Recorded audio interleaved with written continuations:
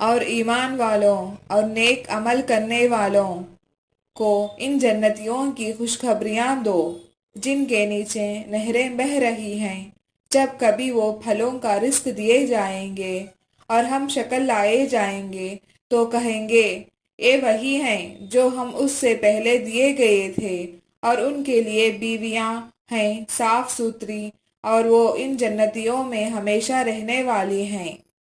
یقیناً اللہ تعالیٰ کسی مثال کے بیان کرنے سے نہیں شرماتا، خواہ مچھر کی ہو یا اس سے بھی ہلکی چیز کی۔ ایمان والے تو اپنے رب کی جانب سے صحیح سمجھتے ہیں اور کفار کہتے ہیں کہ اس مثال سے اللہ نے کیا مراد لی ہے، اس کے ذریعے بیشتر کو گمراہ کرتے ہیں اور اکثر لوگوں کو راہ راست پر لاتا ہے، اور گمراہ تو صرف فاسقوں کی ہی کرتا ہے۔